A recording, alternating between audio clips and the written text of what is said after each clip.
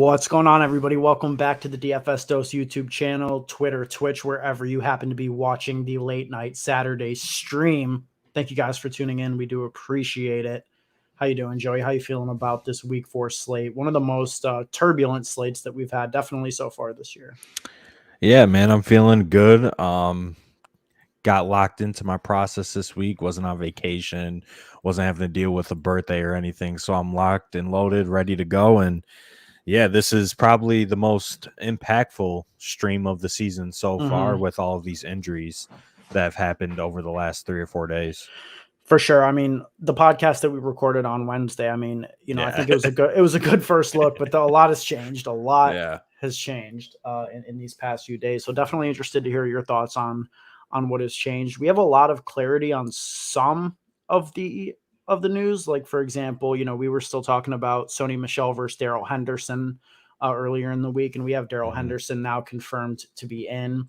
We have Curtis Samuel entered into the mix as a really strong play at the min price. Still waiting on Dalvin Cook news, which is the last major piece, I think, of really impactful information. Luckily, that is a 1 p.m. game, so we will get it before the initial lock at 1 in the morning p.m. tomorrow. Yeah.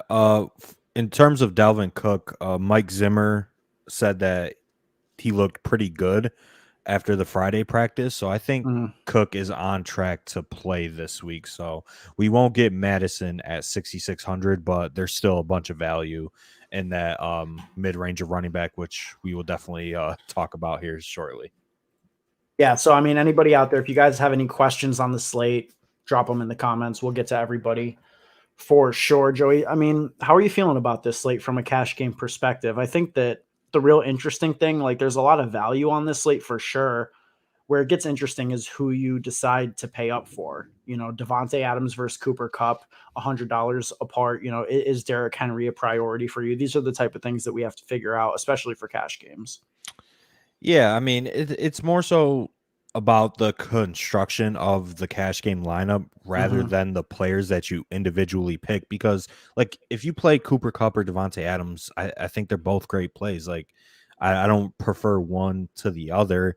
So it's just all about the stars and scrubs lineup construction this week, which I think is the most optimal construction to run in cash games. You're going to pay up for Derrick Henry. I mean, I think he's a stone lock at 8,800, averaging like 30 touches per game in a great spot and a favorable game script projected. So I think he's a lock. And then, you play one of Kupp or Adams, you play a couple wide receivers in the mid range, and you just punt it off everywhere else, and you're good to go. And I think that is the best lineup construction for cash games personally. A lot of these 2v2s out there, I know, like, you and me have a 2v2, and then us two and Jared have a 2v2, and it's all like nitpicking. Like, all of the as long as you're on the core group of guys, that's all that matters. Right. And so that core includes Derrick Henry. It includes DJ Moore. Yep. I think it includes Evan Ingram at this point. I think he stands out as the clear-cut punt option at tight end with no Darius Slayton, with no Sterling Shepard. Ingram at 3K seems like a really easy play, despite, a pretty questionable game environment there with the Giants and Saints. Yeah, and then I would also include Will Dissly is probably in cash game consideration at 2,600 with no Gerald Everett. He's out because of COVID. So I think the cash game tight end, you're either going to Dissly or Evan Ingram down at the bottom of the tight end pool.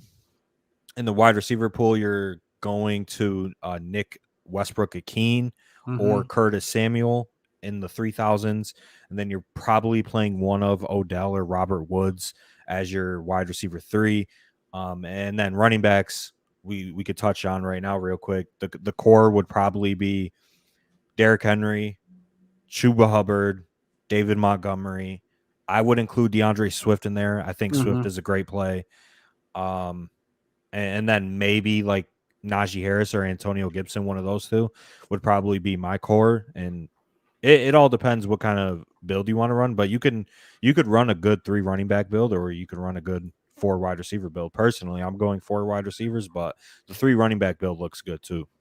And we also did, I mean, I don't think it was like ever super in question, but we at least have confirmation from Schefter 22 minutes ago tweeted that Antonio Gibson, who's listed as questionable, is expected to play barring any pregame setbacks. So, any worries that you may or may not have had about Antonio Gibson, the fact that he's being ruled in the day before is definitely like a good sign. And Gibson is a standout play to me.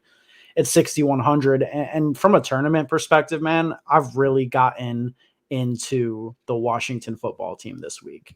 I like Terry. I like Curtis Samuel. I like double stacking it with Heineke and bringing it back with one of Pitts or Calvin. I think that game is just really flying under the radar at this point. That's one of my favorite GPP teams to target. Yeah, I like that game as well. There's definitely some sneaky shootout potential there. But this could also be a spot where the Washington football team's defense, gets right against this terrible Falcons offense. So I like playing their defense in tournaments as well. But yeah, I think a game stack of this game is great. All of these guys are going to be lower owned compared to some of the players that they're around. And honestly, I think Curtis Samuel is one of the better pay down wide receiver options. And we could talk about that here for a minute, because I think that is one of the main decision points for us in cash is, are we going to play Curtis Samuel at 3K over Nick Westbrook-Ikhine, who is 3,200? And I know the lineup I have right now uses every single dollar, and I have Curtis Samuel plugged in there. Personally, the way that I'm looking at it, and this is probably wrong, and I tweeted that Nick Westbrook-Ikhine is probably like a more optimal cash game play. But the way that I'm looking at it is, he's been out for however long, but, he's had plenty of time to rehab, plenty of time to get right. He looks fine. Ron Rivera said Curtis Samuel's ready to roll. So I'm assuming he's good. And I'm assuming he's coming in and he's going to be the wide receiver too and play 70-75% of snaps. I don't think there's really a reason for him not to play that many snaps. Like, if they're activating him off IR, I think he's healthy and ready to go. Am I wrong for believing that?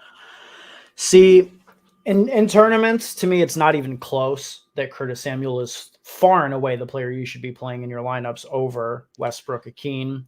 I think that there is a possibility that Curtis Samuel gets eased in and, maybe he's playing 50-60% of snaps, whereas Westbrook-Ikhine, with the injuries to Julio Jones and AJ Brown, I think he's pretty much a lock to be in every snap player. Like, all they've got is Chester Rogers, who's going to play exclusively in the slot, and then they have Josh Reynolds, who the team is obviously not high on. Was a healthy scratch last week. So I think Westbrook-Ikhine, Tannehill's had some positive comments about him. Like, I think in cash games, like you said, he's the better play, but at the same time, like, dude, Curtis Samuel is such a better player. Like, this man has literally a 100th percentile speed score. He's like, how are you not plugging that in at the min price? In an absolute smash spot at like against the Falcons. Like, I love the spot. Rising team total for Washington. I don't know, man. Like, if Westbrook-Ikhine blows the doors off of what Curtis Samuel produces, like, I think I'm willing to lose that way. I get that it may be a little bit thinner from like a projection standpoint, but I mean, God, like, the projections aren't even that crazy, like the difference. Yeah, and it depends obviously where you're looking, and we have established runs projections, and Curtis Samuel is projecting better than Westbrook-Ikhine right now. So I think he is a very good play on a better offense for fantasy at this point in time, I think, in Washington, in a better game environment, in my opinion. And he's going to step in and be the wide receiver too. We talked about it last night on Discord. De'Ami Brown hasn't done much.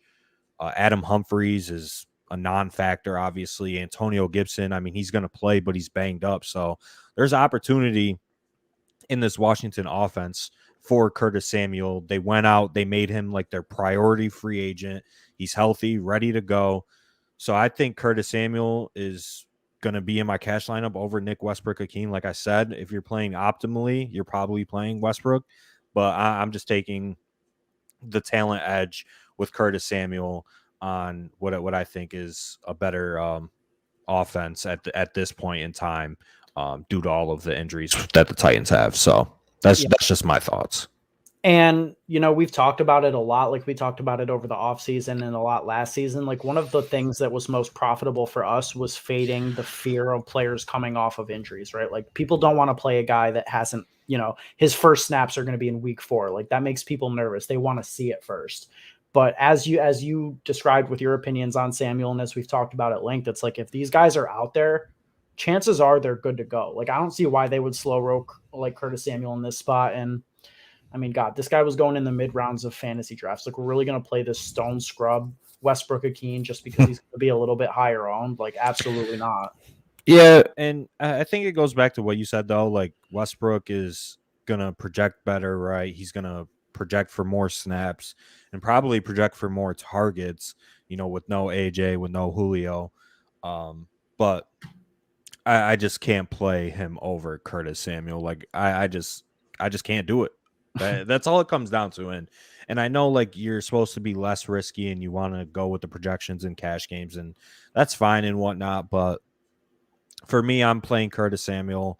I'll tell you that right now. He is currently in my lineup, and honestly, I think I don't think I'm going to make any changes to my lineup. I really like it this week, and I think it's going to be a good week. And like you said, you're not sacrificing projections. Like, I mean, depending on where you look, like Samuel's probably projecting better. So yeah. I feel confident in that. I think we're probably really on an island with that take. I don't think that Curtis Samuel is going to be popular in cash, whereas Westbrook is going to be one of the most popular options because he lets you get up to Kupp or Adams, your preference there, and he lets you get up to Henry. So yeah, I mean, I think we're on an island with that, but I feel pretty comfortable with that and like from a process standpoint. So if it burns us and Nick Westbrook-Akeen, catches 2 touchdowns, then so be it. Like, yeah, facts. Like he's a scrub. I'm fine with losing to Westbrook if he goes for, let's say, 18 points and Curtis Samuel goes for 6. Like it's just that simple.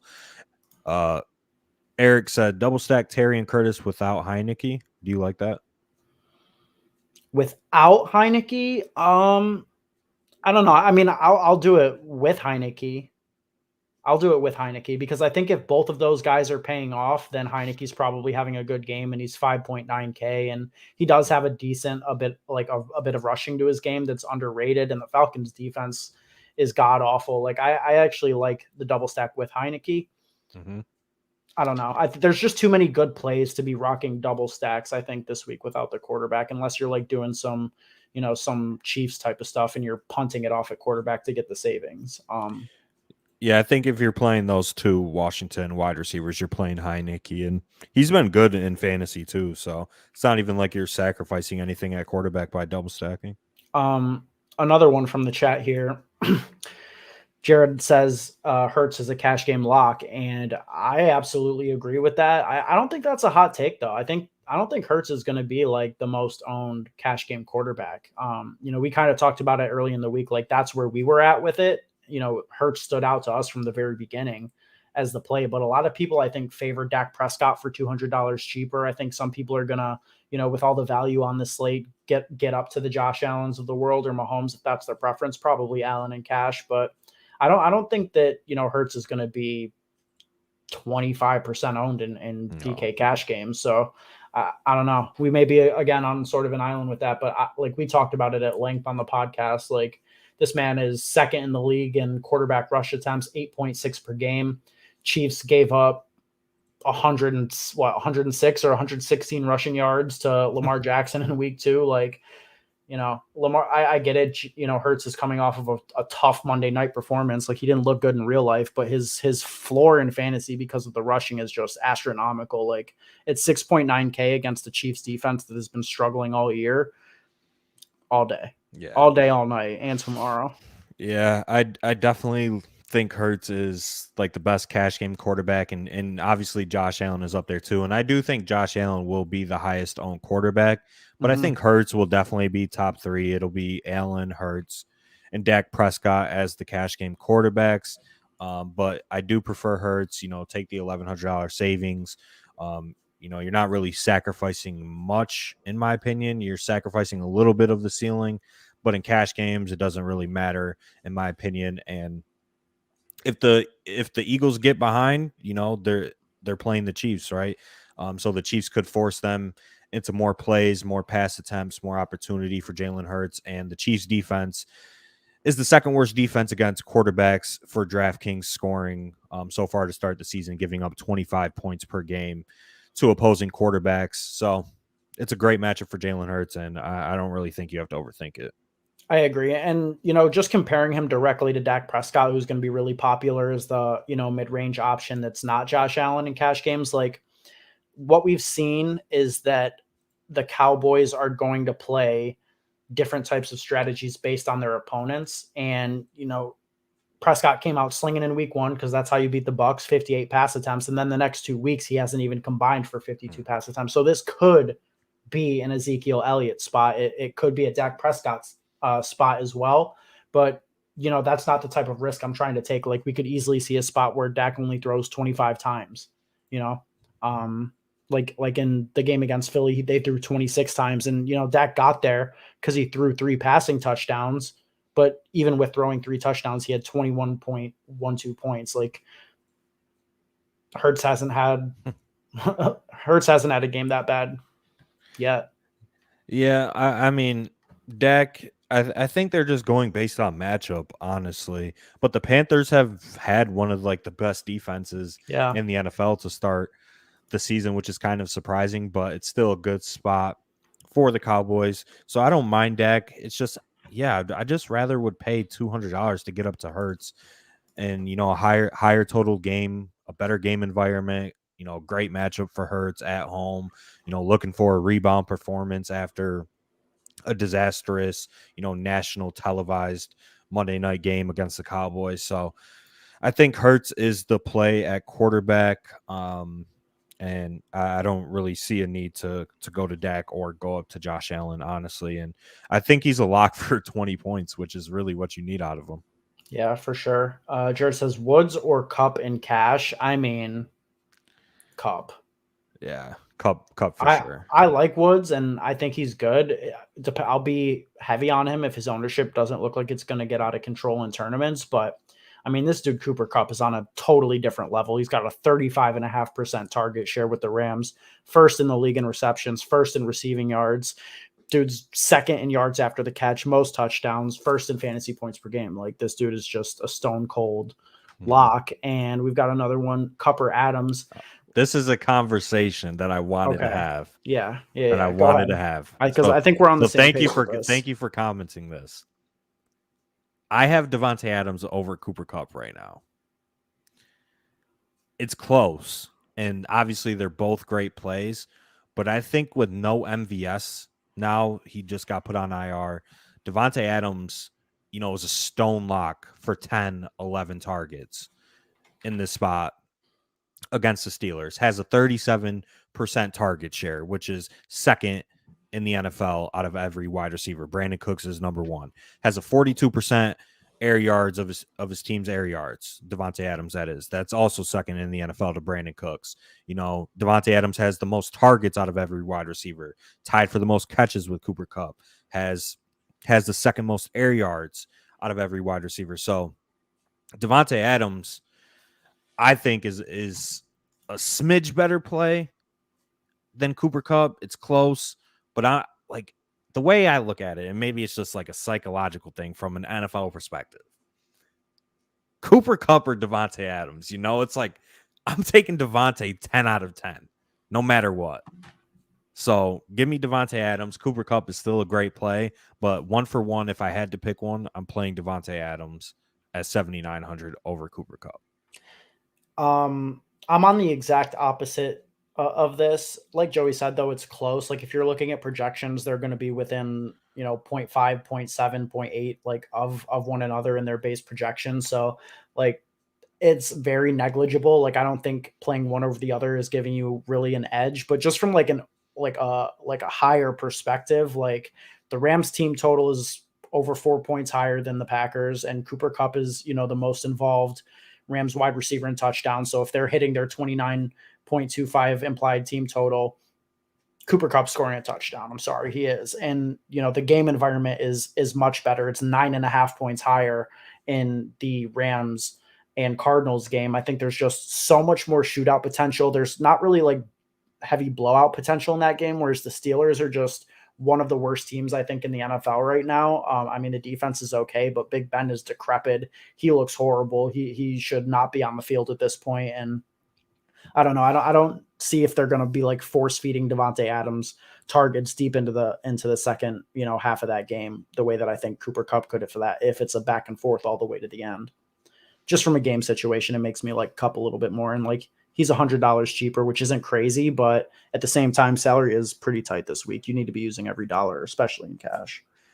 Yeah, no, Kupp is obviously a great play. I just think for Adams, he's really only competing with Aaron Jones for touches at this point, right, on the Packers.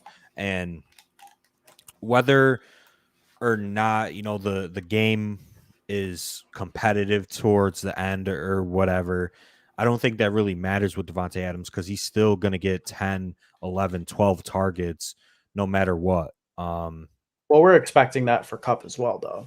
Yes, but like I said, Devontae Adams is obviously only competing with Aaron Jones, but Kupp has Woods, then some of the ancillary wide receivers, Van Jefferson, Tyler Higbee, Darrell Henderson is back, Sony Michel got a bunch of touches, and we saw the Rams' willingness to just take the foot off the pedal if they get up to a big lead. And then just in terms of red zone usage, I mean, Devontae Adams has like the best red zone usage out of any wide receiver in the NFL, right? Like they're at the 1 yard line. Would they rather just run the ball with AJ Dillon or throw a little 1 yard hitch to Devontae Adams and let him score? They're giving it to Devontae Adams 9 out of 10 times. Mm-hmm. Obviously, Adams only has 1 touchdown on the year. Cooper Kupp has 5. So Cooper Kupp's been running extremely hot in the touchdown category. And I think Devontae Adams has been running a little bit bad, but Devontae Adams is one of the best touchdown scorers in the NFL. So I'm not really too worried about that. And like I said, it's close, and you could really go with either or. Like I don't think fading one for the other is gonna kill you. Like they're both probably gonna put up 30. Yeah, they're both top 5 in red zone targets in the league. So like I would expect the Adams regression to hit soon. I mean, 1 touchdown for Adams with eight targets in the red zone is not sustainable. Yeah, so it's close, but it's really up to your personal preference. I just wanted to talk about that. Eric B, what is your strategy with tight end, Joey? Tell them what it is, because this is our favorite type of week. Yeah, so if you're, an OG listener, you would know we're paying down every single week. And, always. It's just really not necessary to pay up to a Travis Kelce, in cash games. Because a lot of people just aren't going to go there. And if you find a touchdown or 10 points at the bottom of the tight end pool, that's going to be more valuable than playing Travis Kelce. And if he gets you 23, if you get 10 out of Evan Ingram this week at 3K and Kelce gets you 20, like you want Evan Ingram. Mm-hmm. So these are our favorite weeks where we get to just absolutely punt it off. And honestly, it really does work out more than it doesn't. Yeah. So I think you're punting at tight end in cash and tournaments. I think you kind of want to stay away from the chalky punt options just because, tight end is a highly variant position. So I think you want like the guaranteed touches. So Kelce's a great tournament play. And somebody just commented Tommy Tremble. I have Tommy Tremble in a couple GPP teams, Bobby. So, yeah, you just want to punt it off, and, it's fine. It allows you to get up to, a Henry, Kupp, Adams, 2 of those 3 in your cash lineup, which I think ultimately is the move. Yeah, so I mean, I echo all of that. I think in cash games you shouldn't be paying over 3K in at the tight end position. Now, I mean, I like differentiating in tournaments. I think that there are some easy punt options. Like if you want to play a similar build in tournaments, but get off the Evan Ingram chalk, because Evan Ingram could easily bust, or Will Dissly could easily bust. It's Evan Ingram, don't put too much stock into Evan Ingram. Yeah, like there's a more than 50% chance that Evan Ingram is going to drop a touchdown in the end zone tomorrow and tilt our faces off. Like I'm bracing for that, but I'll play some Tommy Tremble in a Sam Darnold stack to get different. I'll play some, Albert O at 2,600. Same prices. Will Dissly at like what? Disley's 13-15%. So So, and I also do want to say I think Travis Kelce is a phenomenal play in tournaments this week because his ownership is just not going to be there. And he could easily separate from the entire tight end field. And, in tournaments, I like it, but definitely not in cash. Yeah. We had someone ask Kyle Pitts. I'll have some Kyle Pitts, like the Atlanta offense part of game so stacks. Hard. Yeah, exactly. Yeah. Like I'll play him as a correlation with Gibson or Terry or Curtis. I don't think I'll just be one-offing it with Kyle Pitts, but I'll definitely have some exposure to Kyle Pitts. Right, yeah, because the usage is there with Kyle Pitts. Like the process is correct. The results just haven't been there, and whether that's a function of just him not getting there or the offense that he's in with Arthur Smith, they're just not throwing him the ball. I don't know what it is, but his usage is there. He's running routes on like 80% or 90% of Matt Ryan's dropbacks. The targets just haven't been there. The stats just haven't been there. And you're not really getting a discount either. He's 5K. So I would really only consider him in my Washington and Atlanta stacks.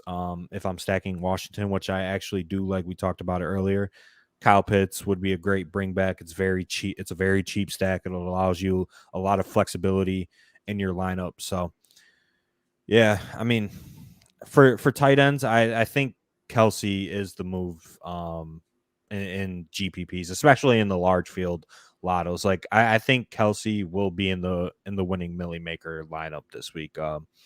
And his matchup is very good too against the Eagles that are a zone defense, and he can just go over the middle and get past these linebackers. And I think he'll feast. And the Chiefs need a win. Like the Chiefs are like a play or two away from being 0-3. So I think it's wheels up for the Chiefs. Love that stack. But yeah, tight end, it's just so ugly. Like, I don't even know. It's just so random, Yeah, for sure. I mean, like there's going to be over 25% ownership on Will Dissly and Evan Ingram, and they could like combine for 6 points. You know what I mean? And if Kelce gets you 20-25, like, and you can find some value elsewhere, which you can with Curtis Samuel and some of the other players that we'll talk about here, it's like I definitely love Kelce, and Hurts's ownership isn't going to be out of control. So that's definitely a game that I'm targeting in stacks. Cooper and cash. I'm assuming that he means Amari Cooper. What are your thoughts on this? I mean, I've been contemplating it, I guess, but I'm kind of on Odell this week for 200 less, and this take might be hot, but I mean, if you're going to be in that range, I would honestly rather just play Brandon Cooks too. I would play Cooper over Cooks personally, and yeah, Cooper is cash viable. He's going to be chalk over Odell, so we're also kind of on an island with that take. But the build obviously just is perfect with the way that we have it with Odell in there. But yeah, Amari Cooper is going to be chalk. He's projected for around 20% ownership on Roto Grinders right now. So yeah, he's a fine cash play, and he correlates well with DJ Moore, who is going to be stone chalk as well. So I like Cooper.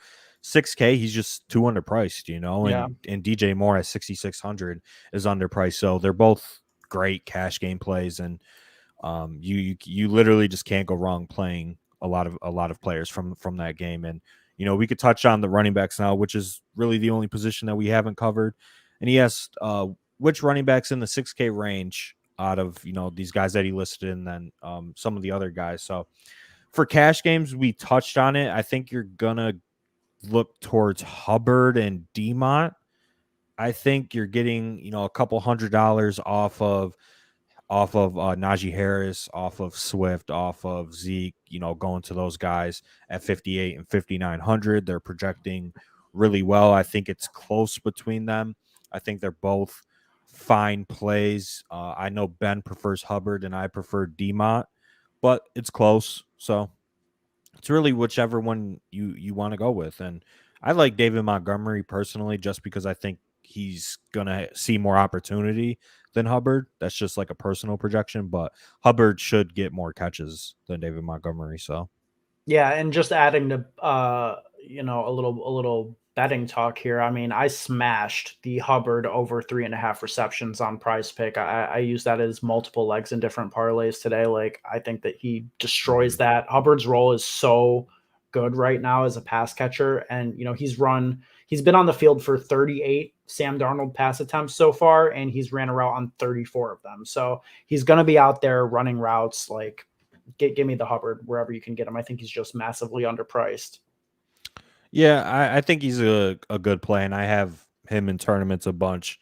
I obviously like his usage without CMC is fine. 70+% of snaps after CMC left that game against Houston, had a bunch of targets as well. And we know just the running back position for Carolina is a valuable role for whoever's in there just because of the offensive scheme. Like, it's going to funnel targets to the running back spot.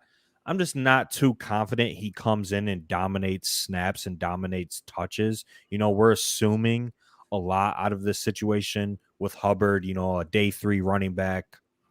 Not the best analytical profile, but he did run for over 2,000 yards at Oklahoma State, which he's like one of 15 college running backs to do that in college football history. So, he's not a bad player, I don't think. I just don't want to assume he comes in and dominates touches and dominates targets with Royce Freeman there, who they signed, who looked all right in that game. And then they also elevated Rodney Smith from the practice squad, who had some run last season when Mike Davis and CMC were hurt towards the end of the year, and he was okay. I'm not expecting him to factor in, but it's possible that he could get a touch or two. Yeah, and again, like, I could see the case to like where a projection might have David Montgomery getting 2 to 4 more touches than Hubbard, but just the scoring potential I think is higher for Hubbard. Like, I keep going to these close 2v2s and between Adams and Kupp, and then there's like a 9-point differential in the totals that favors Kupp. And then we look at this game where the total is 50.5, and that Bears game is like, it's just abysmal. It's like a 41 total, a dropping total that opened at 44 and dropped to 41. Like, that's not a spot that I want to attack at all. And to that point, Jared asked, punting with Lions D and cash. Yeah, absolutely. Like, it was announced that Dalton's out, Justin Fields is the starter. This dude set a franchise record for Chicago last week by taking 9 sacks. Like, I know the Lions have no pass rush, but at this point, Fields is just holding the ball too long. Like, I think the Lions come out in this spot. I could see them upsetting the Bears for sure. And they're favored. No, they open as underdogs, and they're favorites now. So not even an upset. Yeah, I mean, the Lions are going to win this game. Shout out to the Lions. Yeah, Justin Fields is interesting this week. 5,200, and obviously recency bias is going to tell you, the Bears are bad, Matt Nagy's horrible, whatever. And he put up 3 points. But I tweeted this earlier. 3 points is going to be the lowest amount of fantasy points he scores in a start for the rest of his career. Just put that on record. Like, he's never scoring less than 3 points again. That was the stone floor of Justin Fields' performances. So I think in cash, it is kind of thin, just because you don't really need it. And I've toyed with going down from Hurts to Fields, and it really doesn't, change my lineup too much from a projection standpoint. So I don't think you necessarily have to go there. But in tournaments, I mean, he's a great tournament play. The Lions defense is ass. Everybody's going to be scared from last week. And, past results don't indicate future success. Yeah.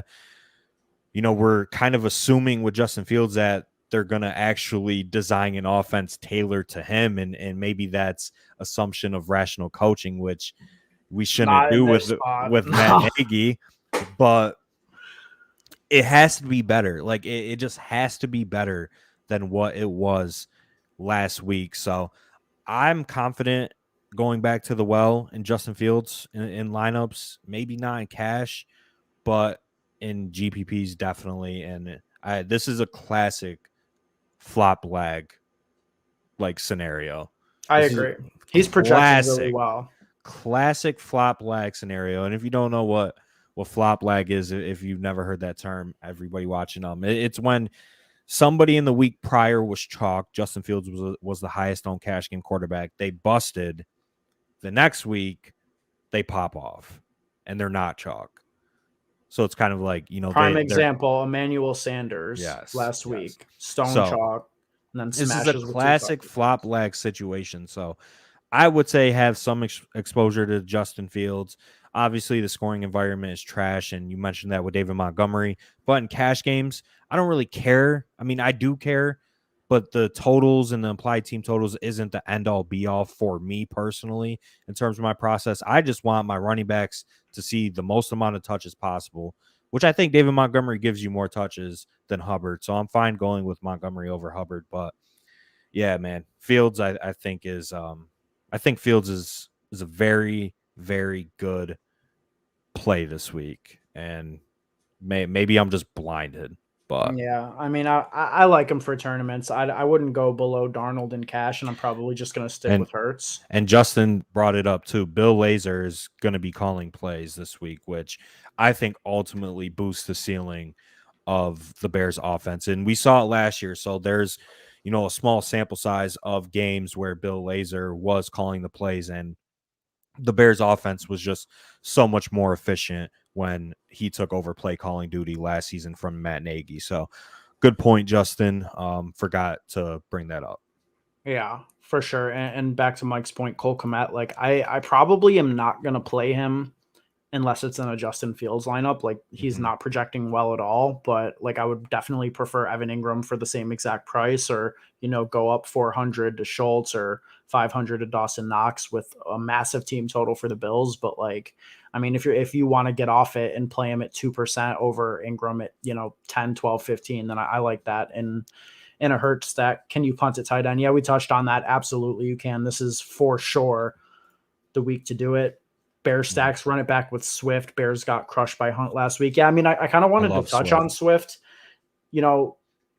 We had the quotes from Dan Campbell this week that, he wants to get Swift more involved. Like, are you buying into that? Like, Swift has yet to play more than 75% of snaps in a game. He's ceding minimum 30% to Jamal Williams every single week. Like, do you think that there's actually any chance that Swift comes out and gets like 80% of snaps? Because if that's the case, with his red zone role and his receiving role, then he is one of, if not the best plays on the board at 6,200. Well, to answer your first question, absolutely not. I think Jamal Williams has a solidified role on this team. Yeah. Whether or not they want to get DeAndre Swift more touches is whatever. I think Jamal Williams is still going to play a ton and take touches away from DeAndre Swift, but I still think DeAndre Swift is one of the best plays on the board. DraftKings is a full PPR site, and DeAndre Swift is like the best PPR running back in the NFL to start the season, right? I'm pretty sure he has the most catches out of every running back in the NFL to start the year. Behind Najee because of the fluke week. Okay. But so Najee's 21, Swift is 19, and the next closest is 15. So he's got a pretty sizable gap. Yeah. But 6,200 for Swift in a solid spot. The Lions are favored here. I like Swift. I think he's a great tournament play, and yeah, I think I would run a Fields Swift correlation. And Fields is cheap enough to where you don't have to stack him. Yeah.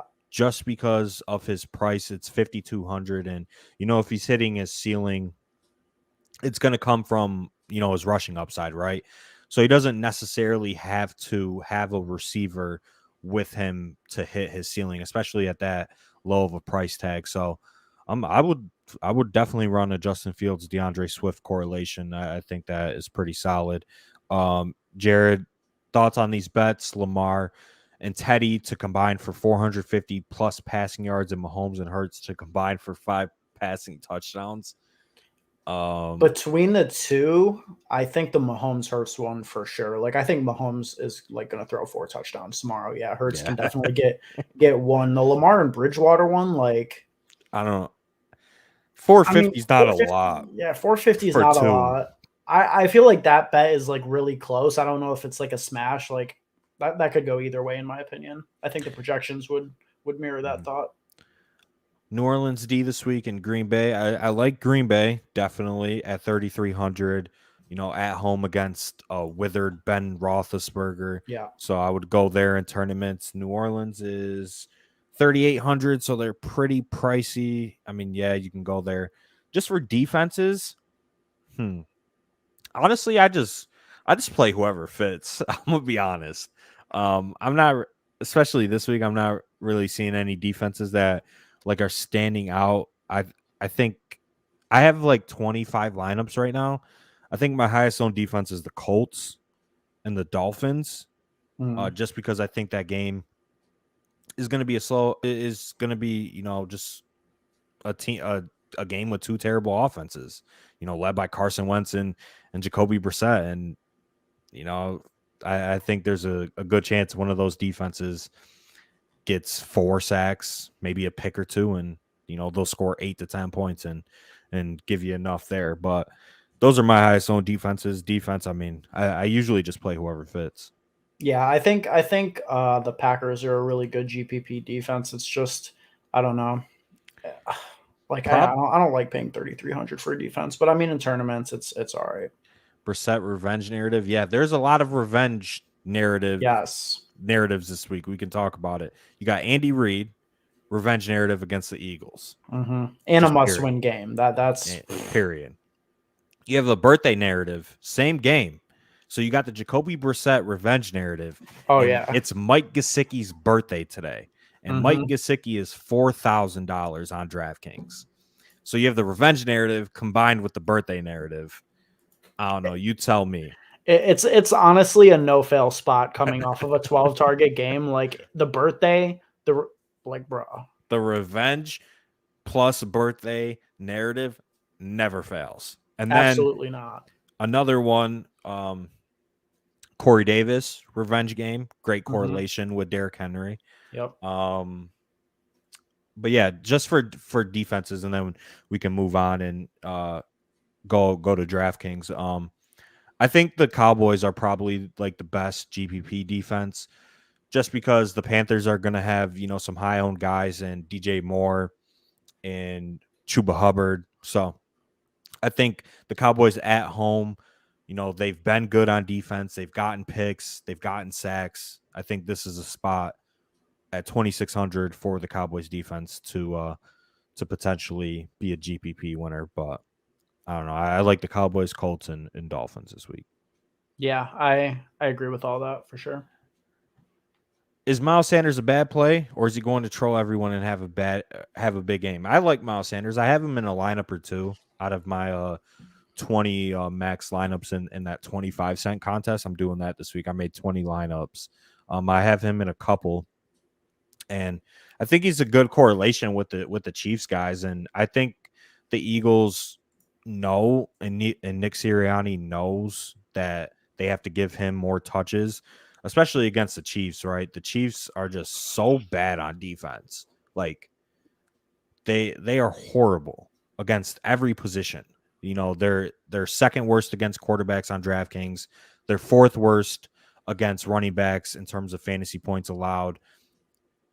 Like, I don't know. I think Miles Sanders is a good play.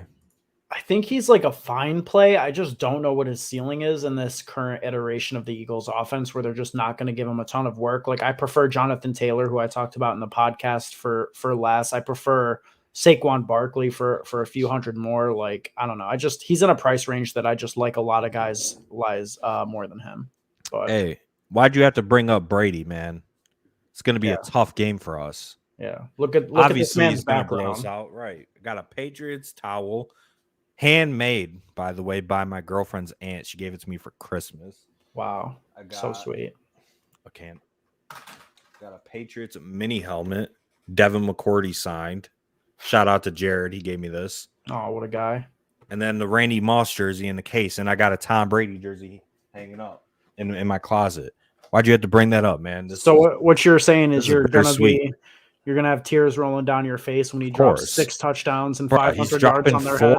He's dropping 430 yards and 6 touchdowns.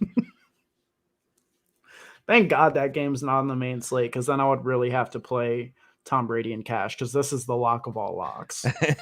Yeah. I mean, revenge narrative. He's, the all-time passing yard record narrative. Like, you were in the closet for Tom Brady. No, he's out. Are you exposing me, bro? Best starting quarterback and running back. I mean, that's a pretty tough question. Like, it would depend on the format, like what you're playing. In cash games, we both like Jalen Hurts as our favorite options. For cash in tournaments, I mean, there's a ton of good options. Best running back plays, obviously, Derrick Henry this week. Should I start Gibson or Antonio Brown? Standard PPR. I don't know what standard PPR is. Like full PPR. Okay. Like regular PPR. Yeah. I'm 0-3, so I really need some help.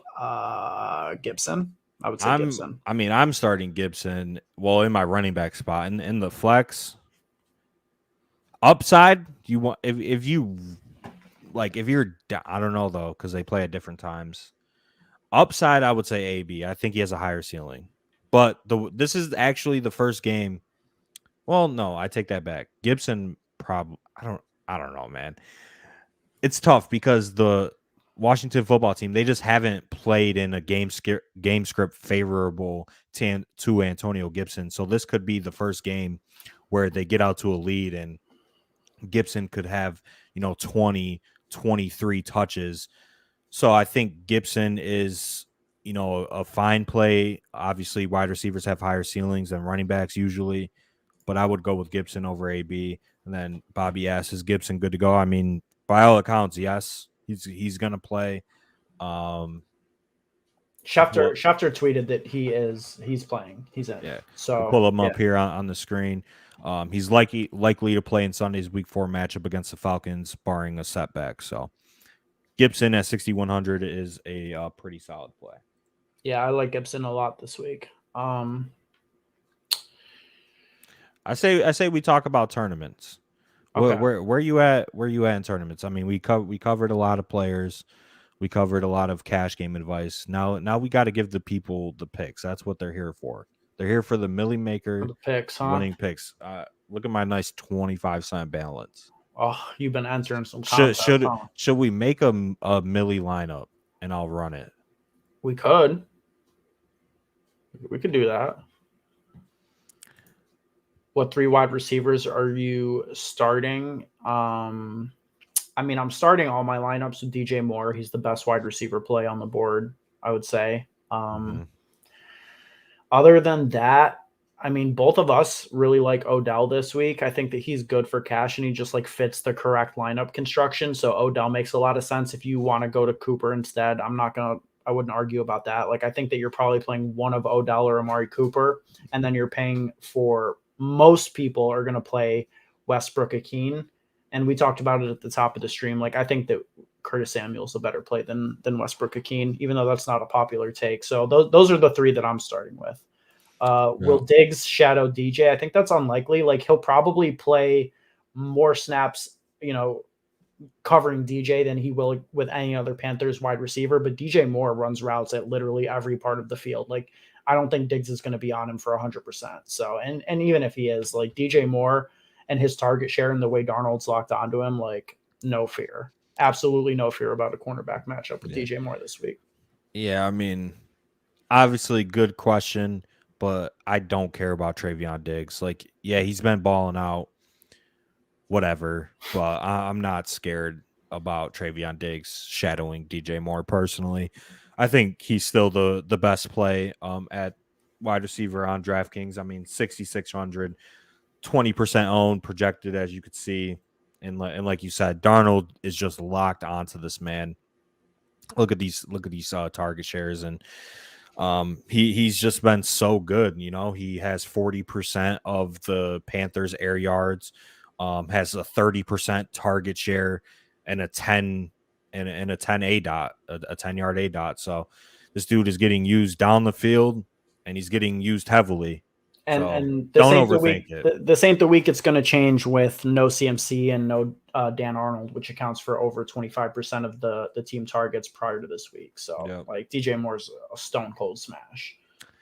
All right, tournaments. Let's talk about it. That's where all the money is. We talk about cash games, but the money is in tournaments, right? Yep. We're shooting for first here, and what we've noticed this year is that being more contrarian is paying off.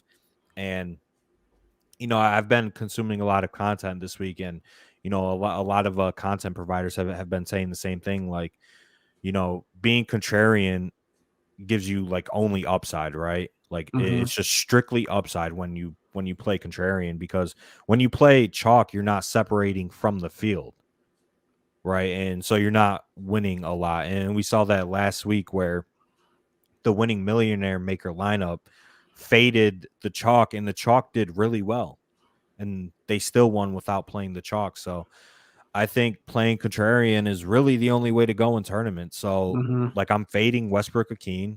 I'll type him in. We could pull him up.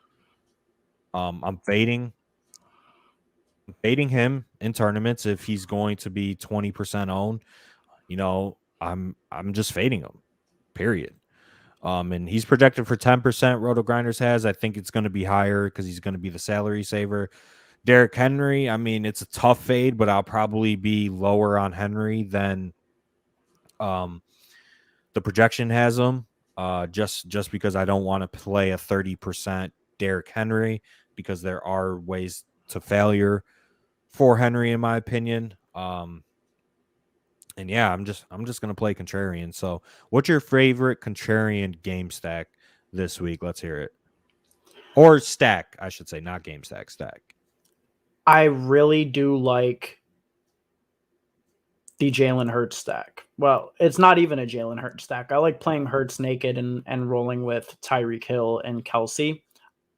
Honestly, I like playing Kelsey and Tyreek Hill without Mahomes in a lot of spots, whether you're doing it with a game stack of the Washington game where you're playing like Heineke and McLaurin and Samuel, and then you jam in Kelsey and Hill and you're getting a ton of Chiefs exposure. Like, I just think the Chiefs are going to go out and drop 35 plus in this spot. I think Kelsey is an awesome tournament play. It's going to be under 15% in a pretty weak week for tight end.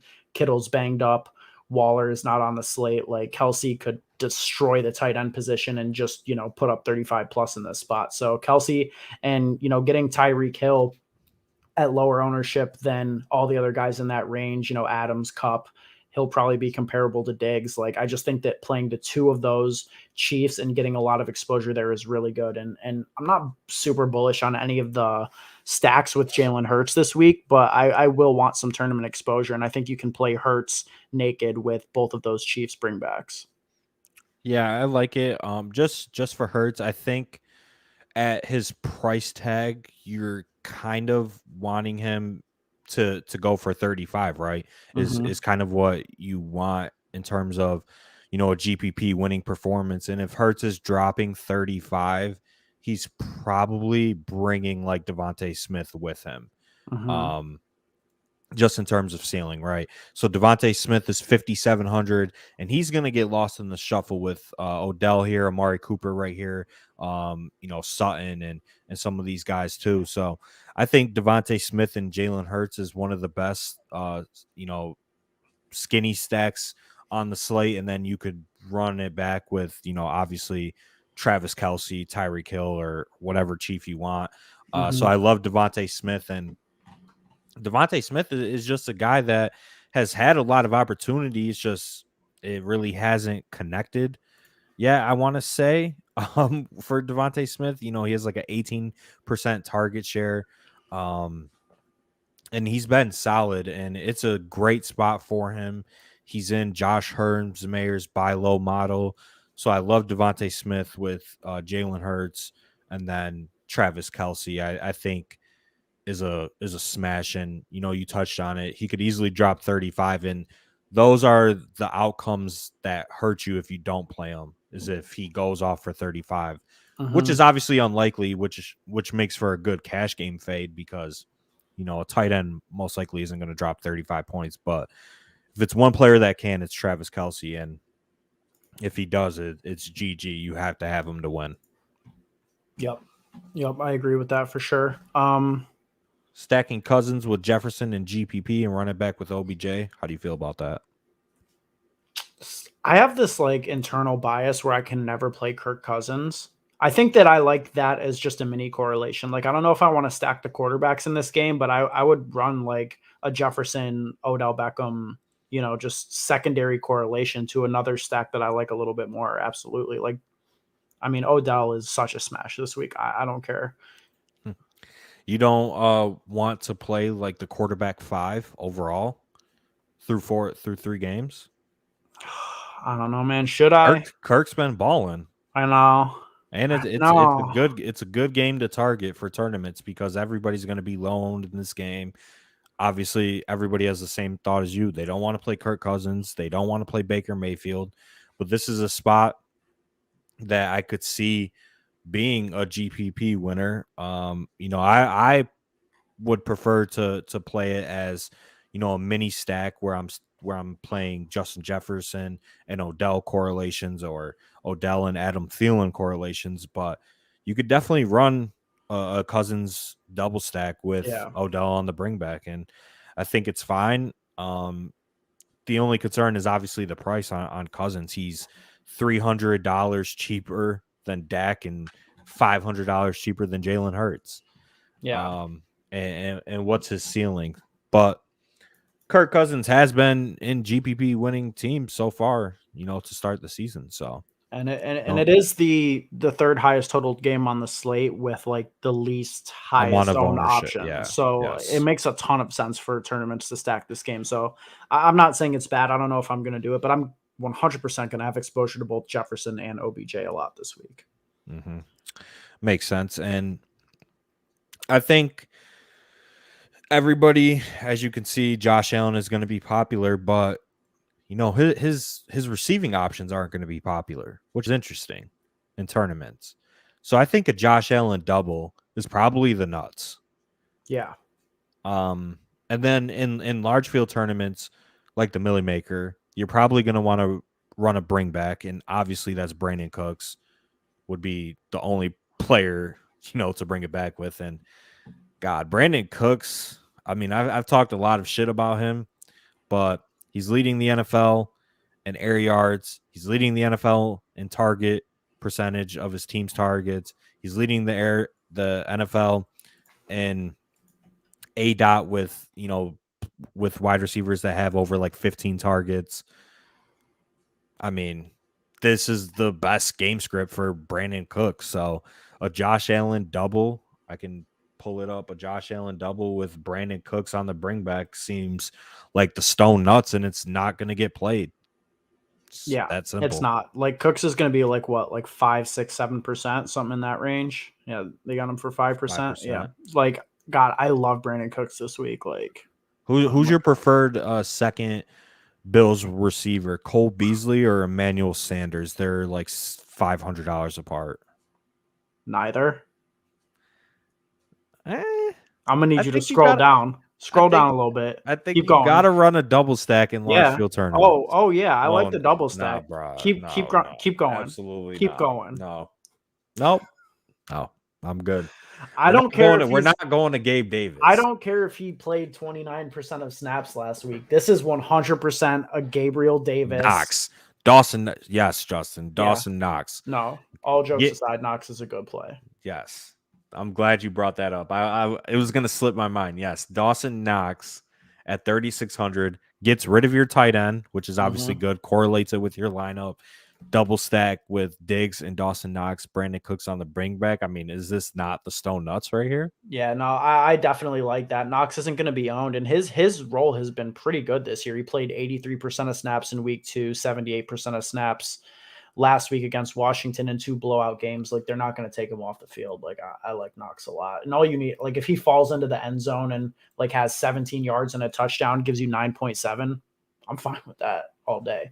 But I mean, no bullshit. Gabriel Davis is catching 2 touchdowns. No, he's not. But yeah, Dawson Knox has a 10% target share. And really all you need is for him to score a touchdown, which he has the last 2 games. But like we talked about, if Kelsey goes off for 35, you're going to need Kelsey. And I don't know. I like Dawson Knox, and obviously I would play him with Josh Allen. But yeah, Jared said, how's the weather looking for the Bills game? Yeah, so we live in New York. Like we're like 50 minutes out of Buffalo, and I think it's going to be fine. I think there's supposed to be some rain like prior to the game, but I think it's hold on. I'll pull up this is boots on the ground take. I'll pull up the weather app. Yeah, it's a little chilly outside, but nothing to worry about. So a 90% chance of rain tomorrow. I can't focus that. Anyways, yeah, 90% chance of rain tomorrow. So supposed to be rainy. So are we Xing it out? We Xing it out? Absolutely not. We're running it. Give a fuck about a little rain. Bills have a 32 yeah, 32 implied team total. If that drops 5 points because of weather, then we'll have some concern. Yeah, no, not too concerned about weather. Terrace Marshall has a cheap contrarian play this week. Yeah, I have Terrace Marshall in a bunch of my lineups as part of bringbacks and Sam Darnold stacks. So great play this week, and he is 4K. I'll bring him up here. So, last week it was the Allen double stack that won, right? But it wasn't with Steph Diggs. I think that we could see something similar this week with Sam Darnold, where like Darnold's not going to be played too heavily. DJ Moore is stone chalk. But what if Trayvon Diggs actually does shut down DJ Moore and Sam Darnold, Robbie Anderson, Terrace Marshall with your Cowboys bring back of choice smashes everything? I'm going to run at least one or two of those out there, get a little Cooper on the bring back, maybe a CeeDee Lamb on the bring back. I like Marshall, and I do like Robbie Anderson. Like, the coaches paid this man a ton of money. They give him a huge extension right before the season starts, and he's been a non-factor. Like, they talked about it after that game. They've had 10 days to game plan for this spot. Like, I think that this is a prime Robbie Anderson bounce back. Like, why not? Why not? No, I think this is a great Robbie Anderson week. He's just a great play. He's 5,100. He's cheap. He's a great bring back for Dak stacks, and he's a great contrarian piece for Sam Darnold stacks. So I love Robbie Anderson. And then I just brought up the weather from Kevin Roth. Shout out to him. Great weather guy, whatever meteorologist is what they're called. Something like that. Yeah. He works for Roto Grinders. But yeah. So the worst may be gone by kickoff for the Bills game, but some in-game showers, and then somebody brought up the weather for the Bears game. So we got rain likely, potentially all game. Better idea about how heavy the rain will be tomorrow when you can look at the radar, but it's a good bet to play wet. Rain likely. So it's kind of in like that Midwest area. It's gonna storm with Green Bay and Chicago. So something to monitor, but I'm not really too scared about it right now. Nah. The Bills know how to play in weather.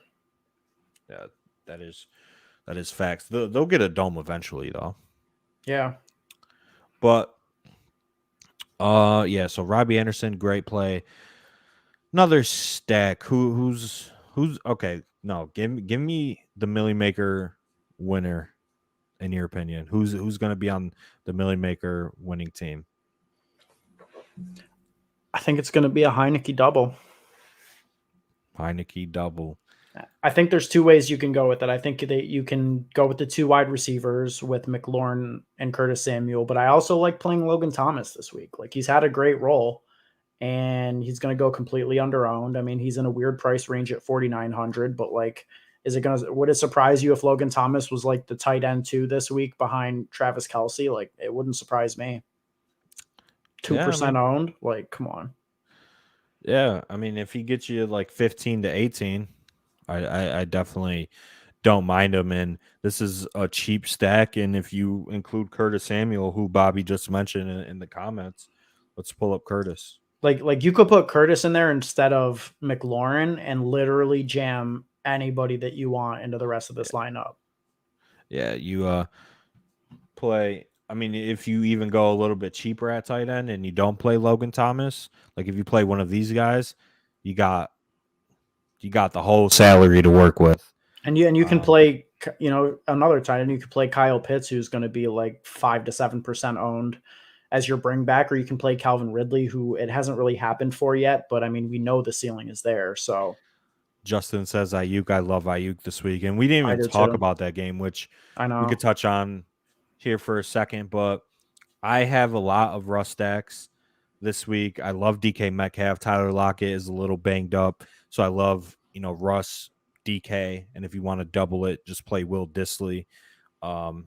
He's 2,600. He needs like 9 points, and you're good with that. And then Ayuk is 5K this week.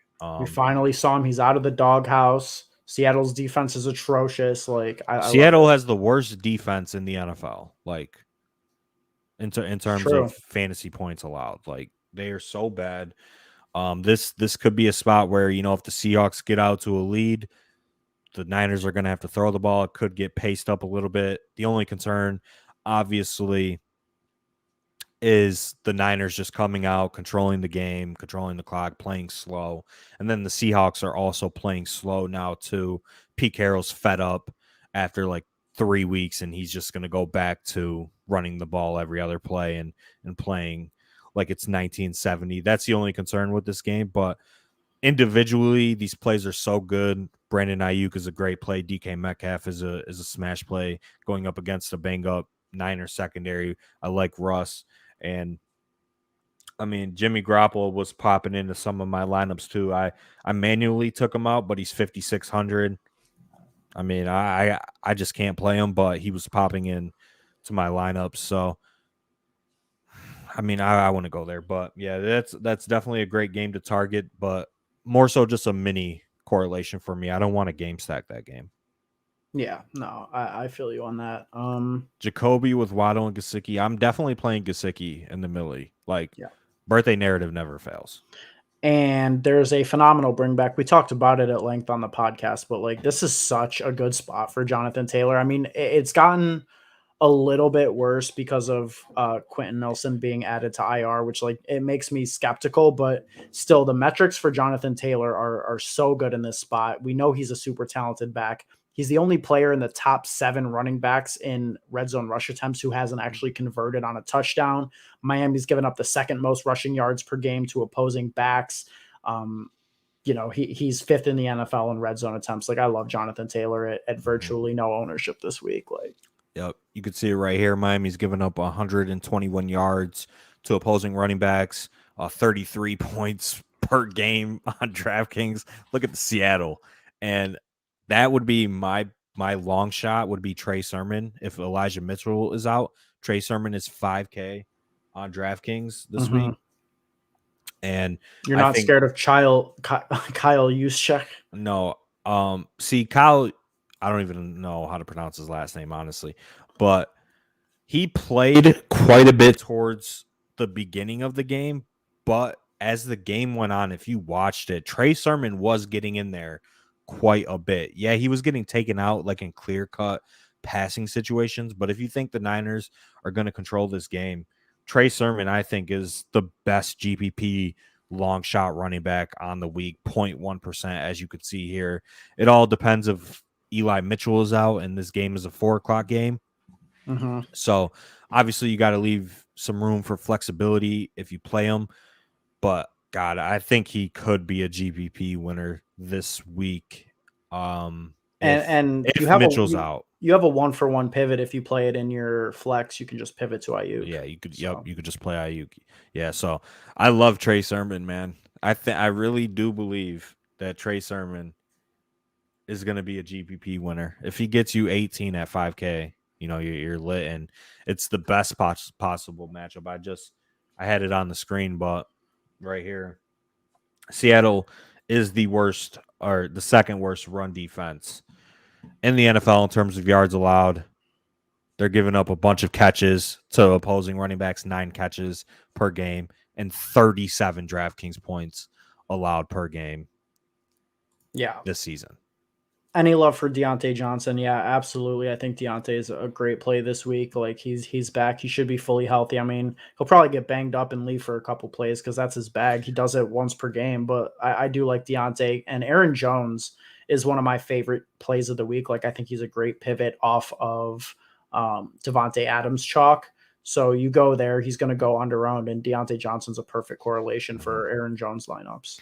Yeah, and we touched on it earlier in the show, but the Packers only have Aaron Jones and Devontae Adams now. Like, that's it. So yeah. Aaron Jones is going to get 20 touches. Steelers defense is banged up. They have some injuries to some key guys up front. So home favorites, 6-point home favorites. Like he's in this weird pricing range, where a lot of people just aren't going to go to, with Jones and Chubb.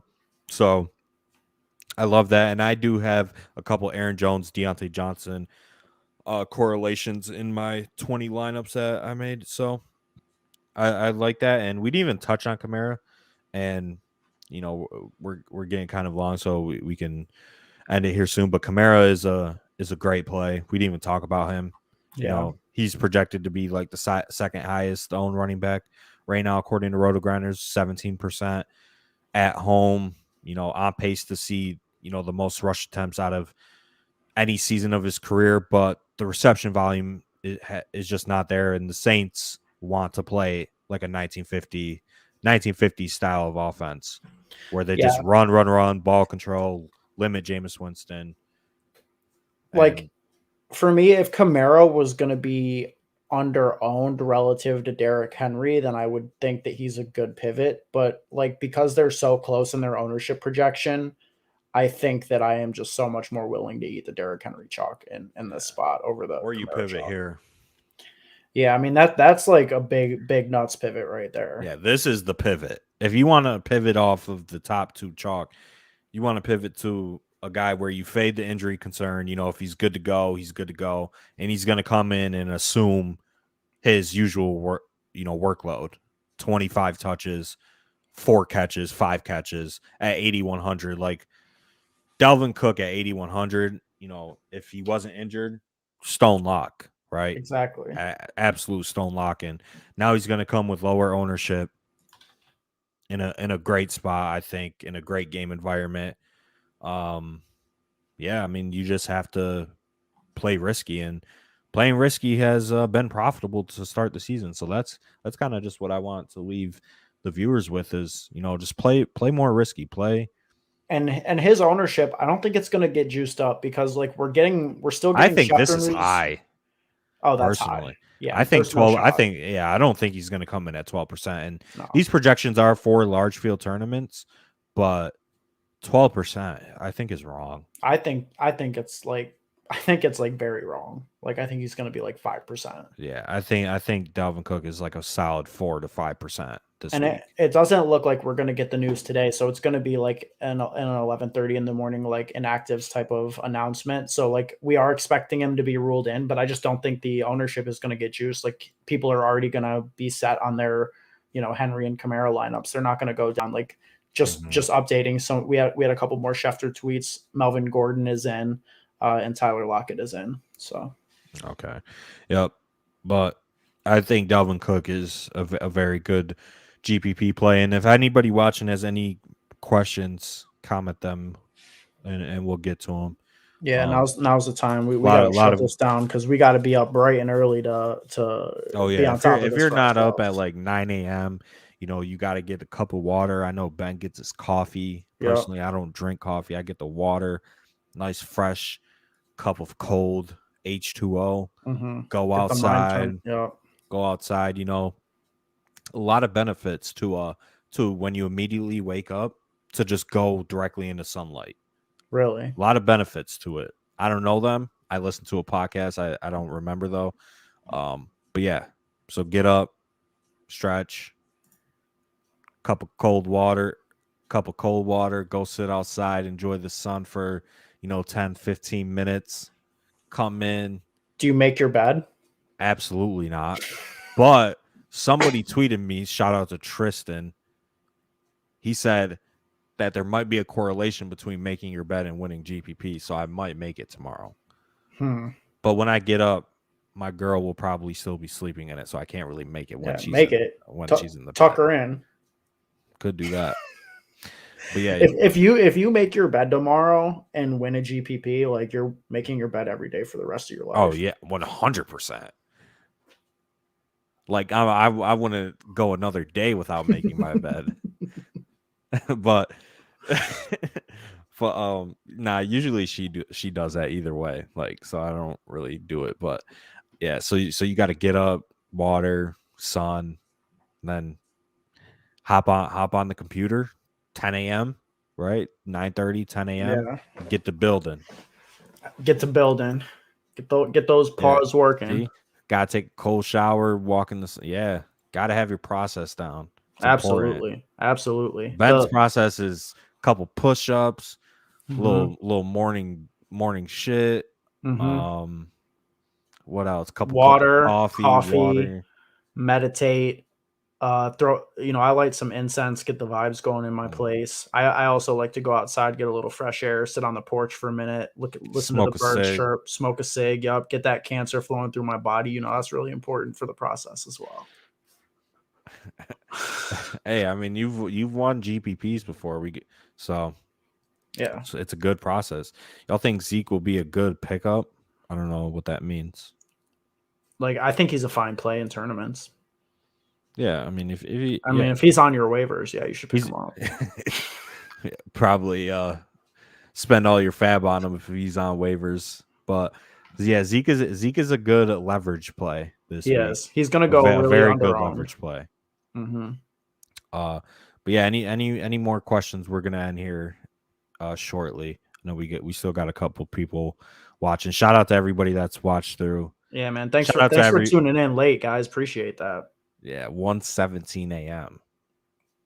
Yo, I'll be up till like 5 a.m. though. That's a tough scene for me. Dude, the people who are watching this should I just at 1 a.m. they're grinding. Yeah. Right? These are grinders. These are people who are hardcore. They're about this. Like, you gotta respect that. You got to. Should I just stream until like 4 a.m.? Get better jokes. Will do. Noted. Will do. Thanks for the view. Yeah, should I just stream until like 4 a.m. and make all my lineups? Yeah, let the people see. The real in-depth part of the process. Peel back the curtain. Mm-hmm. But yeah, I think we touched on pretty much everything. Honestly, cash games, we could just sum it up here quick. Cash games, I think there's a specific construction in that stars and scrubs.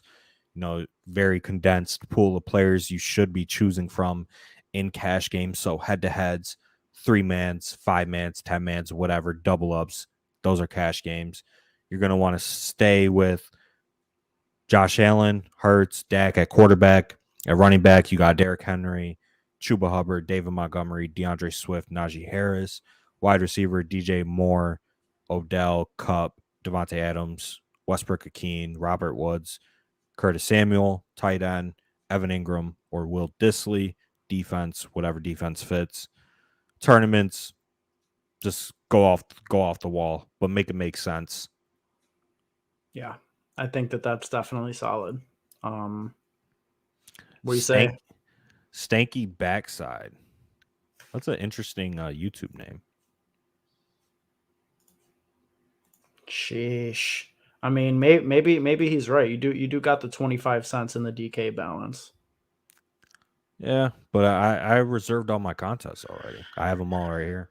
I haven't, man. I actually gotta do that, dude. I gotta start reserving these joints. I got them all right here, so that's why I don't have any money in there. But yeah, put our DraftKings usernames on the screen just in case if you're watching, if you want to play us.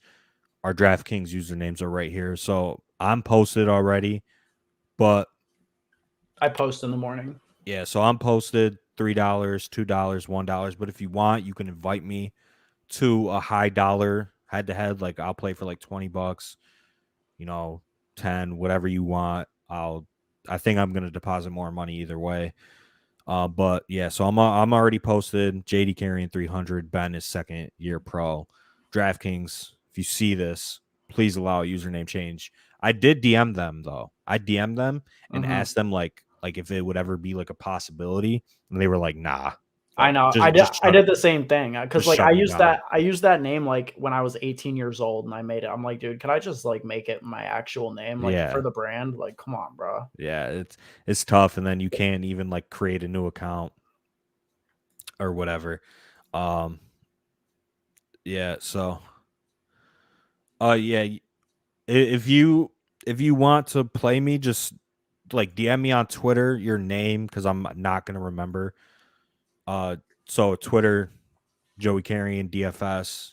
You can DM me too. I'll take any action. Most of you probably follow me. Yeah, I'll play for whatever, a couple bucks. just for fun, just whoever wants to play. But yeah, so our username is right here, JDCarrying300 if you just want to invite me. But if not, just DM me on Twitter or join the Discord, which is in the description of this video. Yeah. And it's free to join. You can put your name in there and I'll send you an invite. Don't got Twitter. Stop making excuses. Like, bro, if you don't have Twitter, you're already dead as a DFS player. Like, you're not using the best resource, period. So, I mean, yeah, like if you don't have Twitter, I'll send it, dude. I'll take 100 from a Twitterless scrub. Absolutely. Nah, it's somebody on like a troll account. Yeah. It's probably like Ryan or somebody. Yeah, standard. Because they're just haters. So hating ass bitches. But listen, man. Nah, they're trolling. We've done our latest stream ever. We've done our longest stream ever. We appreciate the listeners out there, the viewers out there. If you guys want a link, like Joey said, man, join the Discord channel. Yeah, you can ask us questions. Ask us questions in the Discord, and we'll answer anything. Absolutely. So, especially tomorrow morning. Yeah. So hop in the Discord, sub to the channel, like the video. We appreciate you guys, and we will talk to you next week. Facts, Bobby.